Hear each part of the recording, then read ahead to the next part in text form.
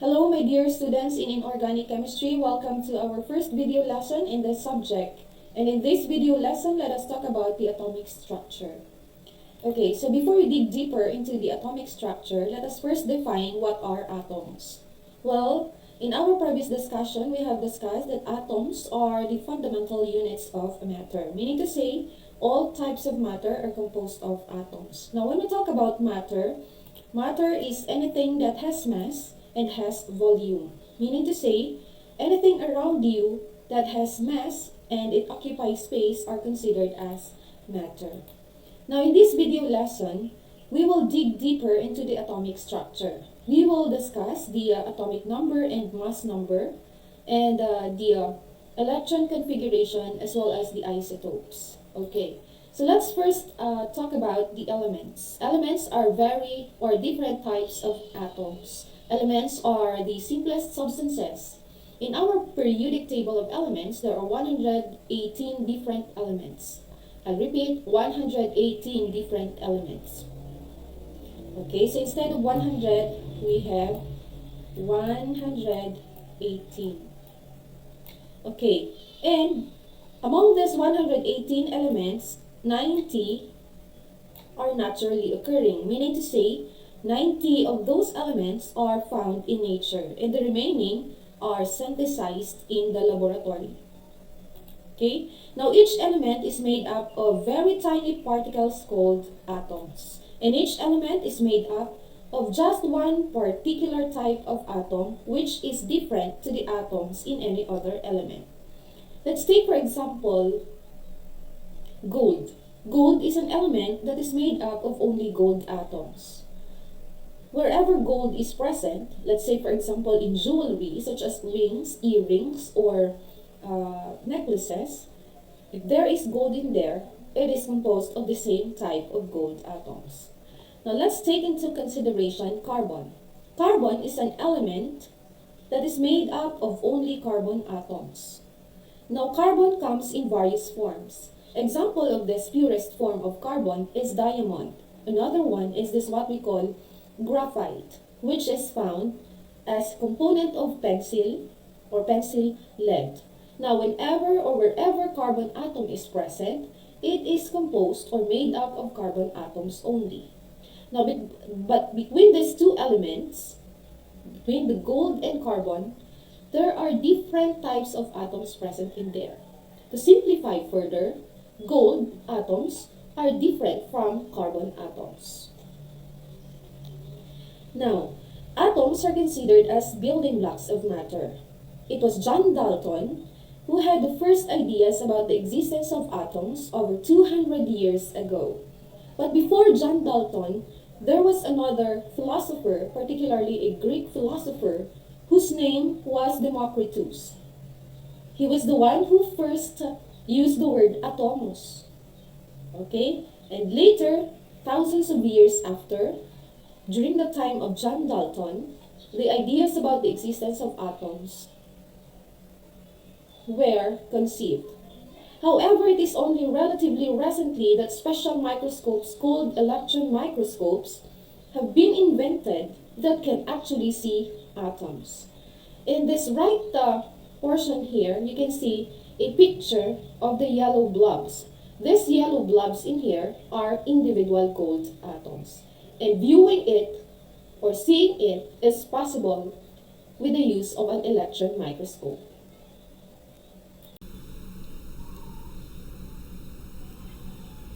Now let us talk about the size of the atom. The atomic size are very small or is very small. Think about the thickness of a crisp. The number of atoms you would need to stack up to make the thickness of a crisp is approximately the same number of crisps you would need to stack up to make the height of Mount Everest. That's roughly 7 million crisps. Now, when we talk about the size of the atom, it is less than 1 centimeter wide. It's very, very, very, very small. Okay? And it is not possible to see atoms with the use only of our naked eye. We need electron scanning microscope. or any other type of electron microscopes. Now, the amazing atomic zoom. Look at this picture. Actually, this is a picture of a diamond. Diamonds are composed of carbon atoms. And these atoms form a lattice structure. That's why it forms this crystalline structure, which is called diamond. And each of these atoms that comprise the lattice structure of diamond is composed of course, one atom. And each atom in there is or has a nucleus at its center. Okay. Now, what particles are atoms made of? Atoms are made of three types of particles. These are the proton, the neutron, and the electron. The protons, neutrons, and electrons are not evenly distributed in an atom, meaning to say they are located in various parts of the atom. The protons and neutrons exist in a dense core at the center of the atom. Okay, so this central part here is composed of protons and neutrons. Again, it is composed of protons and neutrons. Now, protons and neutrons that are found at the center of the atom are collectively known as the nucleons. Again, it is collectively known as the nucleons. Okay, so that is what we call nucleons. The electrons are spread out at the edge of or around the edge of the atom. They orbit the nucleus in layers called shells. Okay, so these are the electrons here. Okay, this blue ball-like structures in here are called electrons. And these lines here, actually, these are imaginary lines. These are what we call shells. Within the shell are the orbitals. And the orbitals are the specific locations of the electron. So again, these are what we call shells. And these blue ball-like structures here are the electrons. Now, let's check your understanding about our previous discussion. What do you call the portion here? 1, 2, 3. Okay, very good. This is the nucleus of the atom. Okay, so can you do the rest? Now, what is this red-like structure here at the center of the atom? 1, 2, 3. Okay, very good. This is the proton. And the next one, what is this ball-like green structure in here, or green ball-like structure at the center of the atom? 1, 2, 3. Okay, very good. That is the neutron. Now, last but not the least, what is this ball-like structure in here outside the nucleus of the atom? 1, 2, 3. Very good. That is now the electron. Okay, got it right? Let's proceed to our next topic. Okay, there are two properties of protons, class. Take note, there are two properties of protons, neutrons, and electrons that are specifically important. The first is the mass. Okay? In chemistry, mass is the same with weight of the atom. But we will use specifically the word mass, because when we use the word weight, it has a somewhat different meaning. Okay? Because weight is acted upon by a gravitational force. Meaning to say, When you use the weight in outer space, it varies. Okay, if you are 95 kilograms in here or on Earth, you are no less than 95 kilograms, or you are less than 95 kilograms in outer space. Again, your weight is different in Earth than in outer space. So that's why we will use the word mass. Now, the second property of proton, neutron, and electron is this electrical charge, or are their electrical charges. Okay, let's take into consideration the particle proton. It has a mass of 1, but it has a charge of positive 1. Neutron has a mass of 1, similar with proton, but it has no charge, meaning to say it is neutral. Again, neutron is neutral because it has no charge. Electron has a mass of almost 0, and it has a charge of negative 1. Meaning to say, among these three particles, the electron is the smallest. Okay? Now, in terms of the number of these particles, the protons and electrons are equal in number. Meaning to say, the atoms of an element contain the same number of protons and electrons. Therefore, the atom has no overall charge. Okay? Now, let's proceed. Let's have some brushing up of our knowledge about our previous discussion. Okay, which do the statements relate to? Which do the statement relate to? The statement is relative mass of 1. Okay, so what is your answer? It has a relative mass of 1, of course. It is the proton and neutron, because the mass of electron is almost 0. So let's proceed. Now let's talk about the atomic number and mass number. Okay? Now, how many protons in each atom? Let's take into consideration the carbon atom. The atoms of any particular element always contain the same number of protons. For example, hydrogen atoms always contain 1 proton. Carbon atoms always contain 6 protons. And magnesium atoms always contain 12 protons. And the number of protons in an atom is known as the atomic number or proton number.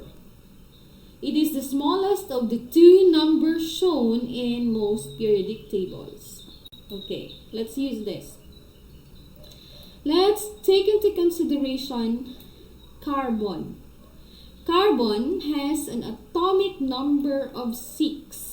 Okay, the small number here, or the smaller number here, found at the bottom of the element symbol. 6 is the number of protons. Therefore, it is also its atomic number. Take note, atomic number is the same with proton number. And the 12 here is the atomic mass of the element. Okay? What are the atomic numbers of these elements? The number 1 element here is called sodium. Sodium has a symbol of Na. It has an atomic number of 11. Okay, here it is. Iron, Fe, has an atomic number of 26. Take note, this atomic number or the proton number is the smaller number among the two numbers found here. The 56 here is the mass number. Now let's take into consideration the element tin or Sn. Okay, it has an atomic number of 50. Fluorine has an atomic number of 9. Okay? 9. Each element has a definite and fixed number of protons. If the number of protons changes, then the atom becomes a different element. Let's take into account hydrogen. Okay? Hydrogen has an atomic number of 1.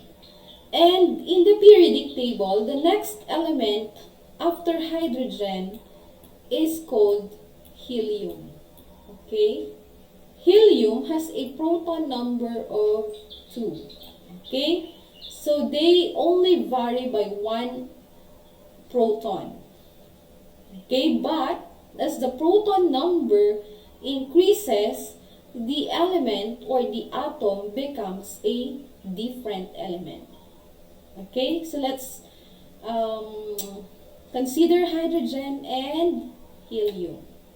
Changes in the number of particles in the nucleus, particularly the protons or the neutrons, are very rare, meaning to say kalagsa lang. They only take place in nuclear processes such as radioactive decay, nuclear bombs, and nuclear reactors. Meaning to say, these protons and neutrons do not change. It changes only during nuclear processes. Okay? What radioactive decay is the spontaneous disintegration of the atom. The product of radioactive decay is, of course, another element. In nuclear bombs and nuclear reactors, there is this what we call nuclear fusion. Okay, nuclear fusion. And you also have, okay, so I'm trying to write the spelling of fission. Okay, fission. Of course, another one is this what we call fusion. Okay, fuse. Fusion means the combining of two nucleus.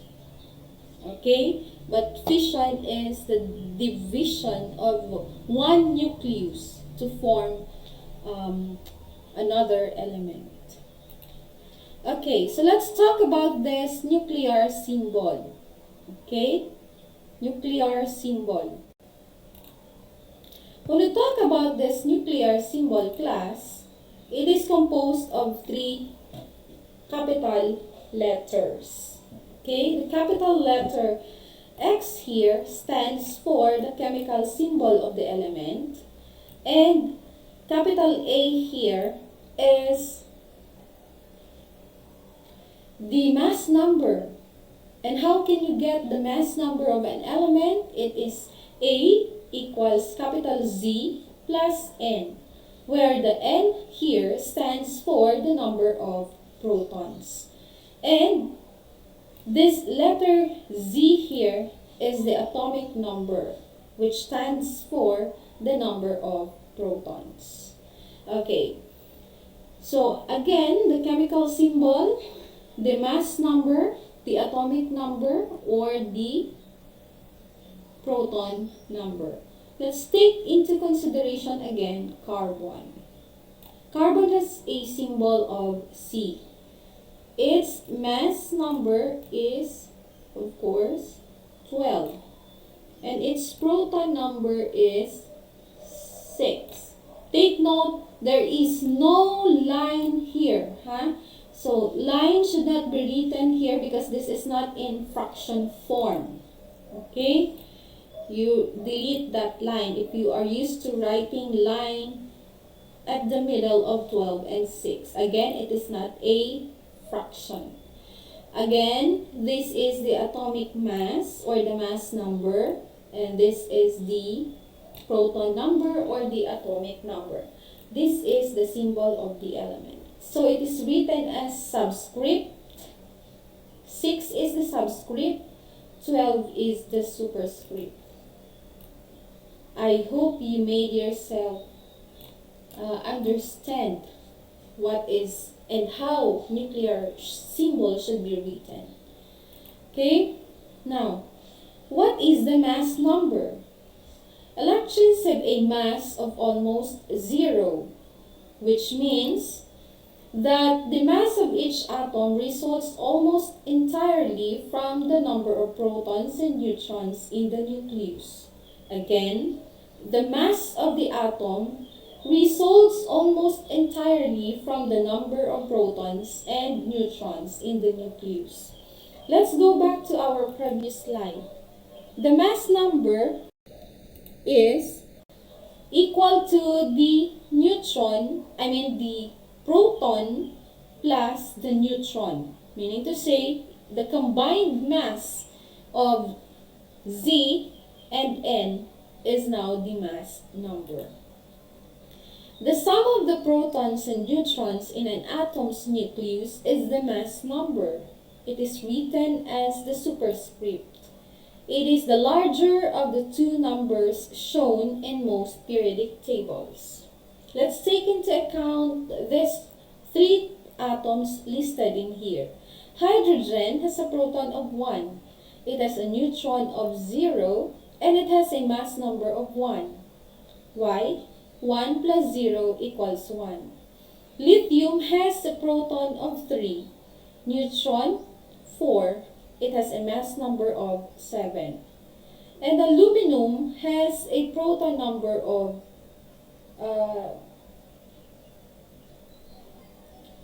13. It has a neutron of 14.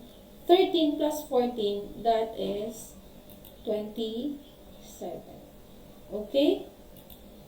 Next, some more examples on how to get the mass number of the atom.